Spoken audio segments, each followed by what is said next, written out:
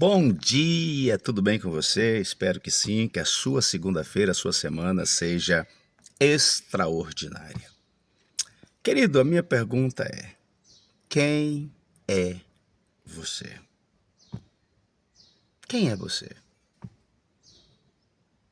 Muitas pessoas diriam: eu sou um professor,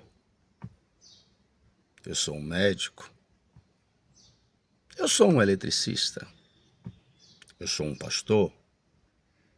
Mas quem é você realmente? Alguns diriam: eu sou filho do Deus vivo, eu sou amado de Deus. Quem é você? Às vezes nós usamos automaticamente essa frase: eu sou filho de Deus. Mas a pergunta é: vivemos realmente como filho de Deus? A nossa vida, nossas atitudes, nossos atos revelam isso? As pessoas olham para nós e elas veem isso? A Bíblia, ela deixa claro no seu primeiro capítulo a nossa identidade, quem nós somos. E Deus diz: façamos o homem à nossa imagem, conforme a nossa semelhança. Então você é a imagem e semelhança de Deus. A questão é que nós nascemos em um mundo corrompido e muitas vezes fomos colocados em uma família disfuncional. E a nossa mente vem sendo programada desde o nascimento a viver uma vida limitada. E aí a gente acaba não agindo com essa percepção. Nós somos treinados a agir pelos sentidos, por aquilo que a gente vê, por aquilo que a gente ouve, por aquilo que a gente sente. Só que nós não somos apenas carne, apenas alma, apenas sentimentos. Na verdade, nós somos um espírito, uma alma e um corpo. Mas as pessoas acabam agindo por aquilo que elas veem e elas esquecem e negligenciam a parte mais importante delas, que é o espírito. Quando Jesus diz que nem só de pão viveria o homem, mas de toda palavra que procede da boca do Senhor, ele está deixando claro: existe algo no homem, uma parte no homem, que não é material, é espiritual. O espírito é a nossa ligação com Deus, a alma são a fonte dos nossos sentimentos, a sede dos nossos sentimentos. E o corpo, ele vai agir em conformidade com a alma, com a direção que a alma lhe der. Por isso nós vemos muitas pessoas que elas são espirituais. Eu conheço gente que realmente são espirituais, mas tem uma vida de miséria, de fracasso. Porque elas cuidam até do espírito, mas não cuidam da alma. São pessoas rancorosas, são pessoas que guardam mágoas, são pessoas com dificuldade de relacionamento, são pessoas cheias de bloqueios, de limitações. E às vezes elas nem percebem isso, porque a mente delas foram programadas para isso. Já tem outras que até investem na alma, são boas para se relacionar, fazem amizades, mas o corpo é negligenciado. Estão obesas, estão com pressão alta, diabetes, porque não investe no seu corpo. Talvez por causa de crenças limitadoras ou situações alheias. A verdade é, imagina você dentro de uma Ferrari. Só que a Ferrari está numa floresta. Ela não pode ir para lugar nenhum, não tem estrada. De que adianta você estar dentro de uma Ferrari se você não pode pilotá-la? Assim são muitas pessoas. Elas têm vida espiritual, elas cuidaram da alma, mas negligenciaram o corpo. E por isso não podem cumprir o seu propósito. Tem um pregador famoso que ele chegou a dizer o seguinte: me deram uma mensagem e um cavalo. Eu matei o cavalo e agora não posso entregar a mensagem. Ou seja, nosso corpo é templo do Espírito Santo. O Deus Espírito Santo habita em nós. E se eu não cuidar dele, Se eu negligenciá-lo, como Deus irá cumprir o seu propósito na minha vida? A mesma forma é a minha alma. Eu preciso cuidar da minha alma. Eu preciso cuidar das minhas emoções. Porque olha só, de que adianta? Eu estou dentro de uma Ferrari, na estrada, mas eu não sei dirigir. Você está me entendendo? Então, agora, se eu estou dentro de uma Ferrari, em uma estrada e eu sei dirigir, eu vou simplesmente seguir a estrada. Então, o meu corpo é a Ferrari. A minha alma é o motorista. É ele quem guia.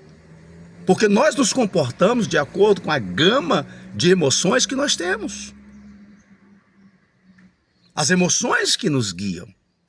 Então eu preciso alinhar espírito, alma e corpo. O meu corpo é a Ferrari. A minha alma é o motorista. E o Espírito Santo é a estrada. Eu preciso guiar esse carro, que é o meu corpo, na estrada, que é o Espírito, na direção que o Espírito me dá. Então eu preciso alinhar essas coisas. Eu preciso trabalhar com o meu espírito, sem negligenciar a alma e o corpo. Eu preciso trabalhar com a minha alma, sem negligenciar o espírito e o corpo. Eu preciso trabalhar também com o meu corpo. Então tem pessoas que negligenciam demais o corpo, outras negligenciam demais a alma, outras negligenciam o espírito, e a vida delas não anda, não prosperam. Estão na igreja, elas dizem, eu sou a imagem e semelhança de Deus, eu sou filha do rei. Mas quando você olha para a vida, infelizmente, não reflete o que eles dizem. Por isso Paulo diz, é preciso ter uma metanoia. É preciso ter mudança de mente. Porque quando a sua mente muda, tudo muda. É impossível ter metanoia com os mesmos pensamentos. Então a primeira coisa que precisa mudar são os nossos pensamentos. Mudando o pensamento, automaticamente muda o nosso comportamento. Porque nós nos comportamos de acordo com as emoções que carregamos. Também é necessário, uma vez que há uma metanoia, os pensamentos mudam, os comportamentos mudam e o ambiente também muda. Querido, é preciso mudar de ambiente.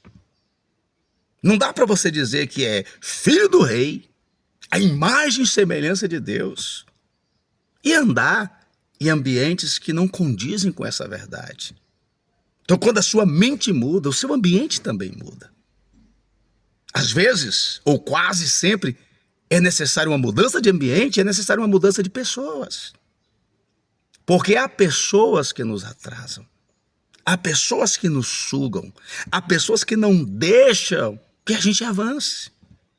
Eu vi um testemunho que impactou comigo. O rapaz, ele disse que ele, cristão, mas a esposa ainda tinha umas amigas de infância e saiu com elas e as meninas só falavam de namoro.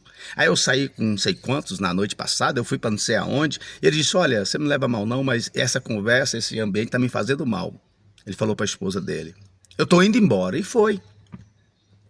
E aí veio no coração dele, eu vou trocar a mesa dela. E aí ele ia para suas reuniões, ele pegava sua esposa e levava com ele. Aí sentava à mesa, olha, aqui por 2 milhões não dá pra gente fechar esse negócio, mas se você fizer por 2,5 milhões a gente fecha. Rapaz, a minha vida era um fracasso, mas depois que eu recebi Jesus como meu Senhor e Salvador, tudo mudou na minha vida. Aí o outro fala, rapaz, o meu casamento era uma miséria, mas depois que eu entendi quem eu sou, o meu propósito no casamento, tudo mudou. E cada um falava uma coisa. Aí eles voltam para a sua cidade e ela vai com as amigas para a mesma mesa. Chega lá, eu saí com 5 ontem. Aí eu dei para 3. Não sei. Ela falou assim, eu não quero mais isso. Ela saiu. Então às vezes é preciso trocar as mesas, querido. Com quem você tem sentado à mesa? Com pessoas que você possa transbordar e receber, ou com pessoas que têm drenado você? Então lembre-se disso. Paulo diz, não vos conformeis com esse mundo, mas transformai o vosso entendimento. É preciso mudar os pensamentos, é preciso mudar o comportamento, é preciso mudar o ambiente. Lembra quando Deus quis tirar a mentalidade de escravo do povo? Ele os arrancou do Egito. Então é preciso mudar de ambiente, é preciso mudar, às vezes, de pessoas. Não é porque você vai abrir mão delas, não, é porque elas mesmas não vão querer andar com você. Eu tinha muitos amigos no mundo. Ah, você é meu e o boi no lambe. Mas eu recebi Jesus como meu Senhor e Salvador. Eu não ia mais para os ambientes deles. O ambiente deles eram os botecos, as farras, os barzinhos. Meu ambiente agora era a casa de Deus. Eles gostavam de cantar Chico, Caetano, Maria Bethânia. Eu queria cantar louvores ao Senhor. Eles mesmos foram se afastando. Você conhece a história da águia? O rapaz achou um ovo de águia, colocou junto com as galinhas, e ali a águia cresceu ciscando com as galinhas, mas toda desengonçada porque a perna dela era maior. As galinhas começavam a rir dela porque ela tinha umas asas grandes. Era um absurdo aquilo e ela ficava desconfortada, ficava no seu cantinho jururu porque ela era diferente. Você já observou? Todos nós que temos um chamado, até mesmo dentro da nossa casa as pessoas falam que a gente é diferente, porque nós realmente somos. Aquela águia ficava ali querendo ciscar com as galinhas, mas humilhada porque era diferente, até que um dia uma águia passou voando. Ela olhou para cima e disse, ah, se eu fosse uma águia, como eu gostaria de ser uma águia. E aí ela voltou para ciscar com as galinhas. E está lá ciscando, e as galinhas, vai para lá desengonçada. E riam dela, ela triste. De repente aquela águia voltou e pousou em cima do galinheiro, que era bem alto. E aquela águia que estava com a galinha viu aqui e falou assim, eu vou chegar para perto dessa águia. Eu vou me aproximar dessa águia. E ela subiu do galinheiro e ficou pertinho da águia. E de repente aquela águia, quando ela chega para perto, ela fala, ué, eu pareço com ela. Abriu as asas, olhou, as minhas asas são do tamanho da dela, as minhas pernas, eu pareço com ela. E de repente aquela águia deu um voo, e a águia que estava com as galinhas falou assim, mas se eu pareço com ela, se as minhas asas são iguais a dela, as minhas pernas iguais a dela, eu vou fazer o que ela fez. E pulou, no início desengonçada, mas depois deu um voo rasante. Querido, talvez o seu ambiente, o seu meio tenha limitado você. Guarda isso. Eu sempre serei limitado se eu andar com pessoas limitadas. Talvez você vê tantas pessoas que prosperam, que são abençoadas, que avançaram, e você diz, ah, eu queria ser essa pessoa, mas na verdade, você já é. Não essa pessoa, mas você é quem Deus fez para que você seja. Você tem todas as habilidades e recursos dados por Deus para voar. Então, movimente-se. Mude sua mente, mude seus pensamentos, o comportamento, seu ambiente. E se for necessário, mude as suas mesas. Mas em nome de Jesus, voe e voe alto. Deus te abençoe nessa manhã. E não se esqueça, inscreva-se no nosso canal. Até mais.